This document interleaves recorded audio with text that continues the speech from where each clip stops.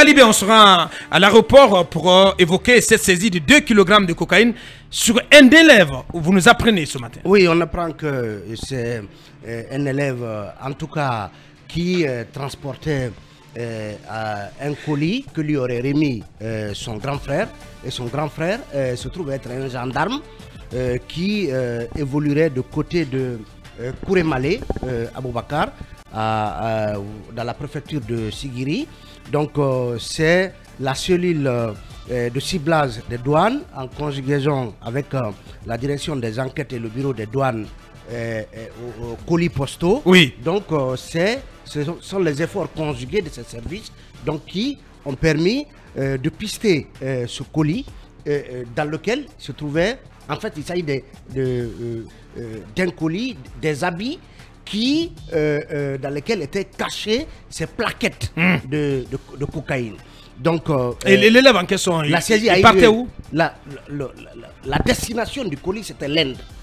La destination du colis, c'était l'Inde. Donc, l'élève dit qu'il a été appelé par son grand frère qui lui a remis au niveau de l'aéroport, plutôt du palais du peuple, un colis dont il disait ne pas connaître le contenu et qu'il devait donc acheminer à l'aéroport au niveau de services colis postaux à destination de Londres. Et on apprend que l'élève aurait confié qu'il n'en est pas à son premier exercice, qu'il aurait déjà fait plusieurs autres fois. La saisie a eu lieu le vendredi, donc 20 octobre, et il se trouve aujourd'hui que dans le cadre justement d'une opération qui implique plusieurs pays, il a été en tout cas créé une sorte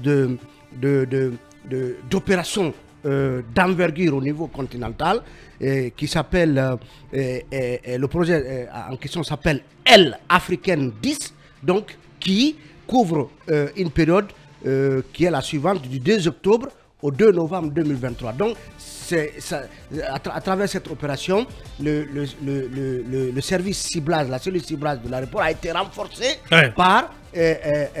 par exemple le déploiement d'autres agents qui ont aidé à mettre main sur ce colis. Et Aboubakar, ce qui est extraordinaire, c'est que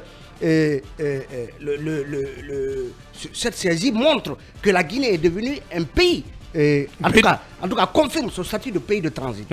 Parce que si le colis part justement de l'intérieur de nos quartiers pour l'aéroport à destination de l'Inde, ça veut dire que ça laisse penser que des quantités importantes de cocaïne se trouvent en Guinée et que donc les trafiquants s'emploient régulièrement à pouvoir transporter ces quantités vers différentes destinations. Mais on ne le dira jamais assez, Talibé. Et ce qui est intriguant, plus d'une fois on a évoqué ça ici, et la drogue, ça court les rues à Conakry. Ça c'est un secret de polichinelle. Oui, et ce qui se passe à Bakar, c'est que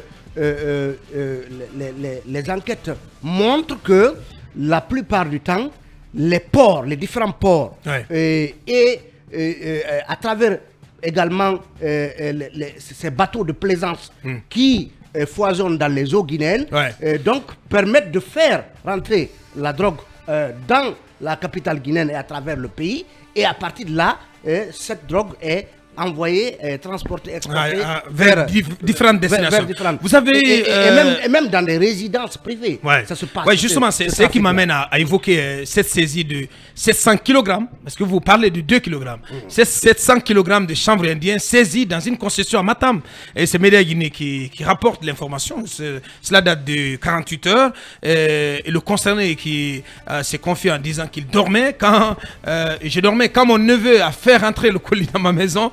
C'est assez ahurissant, et voilà, c'est une quantité assez importante.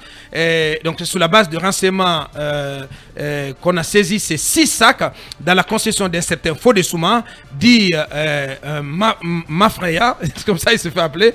Et voilà, il sera présenté au procureur du tribunal de première instance de Mafanko avec les sacs saisis, et c'est ce qu'a confié en tout cas à la presse le commissaire Mohamed Lamine Conté. Donc le concerné avoue qu'il était en train de dormir. Ce n'est pas pour moi, c'est pour mon neveu Mohamed Kamara. Il ne travaille pas, il habite à Dabondi.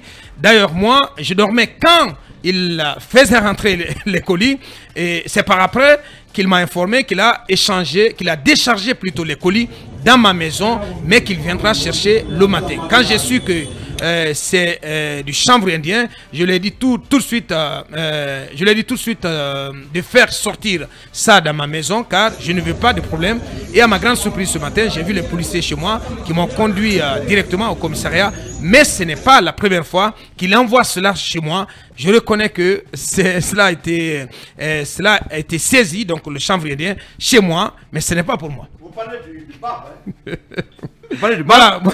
voici les images. Non, j'ai pas d'éducation. Une fois encore, mais, je ne sais pas, parce que ça devient un sujet assez banal. Non, Bab, c'est banal. Vous parlez du Bab là. Bien. Bab, c'est un peu partout à Conakry. Bab. Oui, ça marche. C'est l'affaire des jeunes, des policiers, mes amis, des gendarmes, des militaires. Ils prennent ça dans tous les coins de Conakry, aller à Taouya, aller à la Corniche. Et quand vous passez le long des rails, dernièrement on passait vers sur la déviation du côté de Bambeto, vous voyez, des agents qui se confondent à des consommateurs de... C'est extraordinaire. Allez, on va essayer de ça, c'est l'affaire de tout le monde. Je dis Bab là. Ces 2 kilogrammes de cocaïne saisis à l'aéroport appartiennent à un gendarme. Un gendarme. Abaka, pour terminer, Bab, 700 kg de chanvre indien saisis dans une concession. Ne soyez pas alarmistes. C'est l'affaire de tout le monde, ça. C'est ce que je vous dis. Bab là, c'est l'affaire des agents, des jeunes. Conakry, les coins sont connus pour ça. Merci bien. Donc voilà, allez, ça c'est banal. Dans un instant, on va parler de Fegui Foot avec ce congrès à venir. Dans un mois exactement, il y aura, si tout va bien, il y aura un congrès électif pour doter la Fédération guinéenne de football d'un nouveau COMEX, un nouveau comité exécutif élu.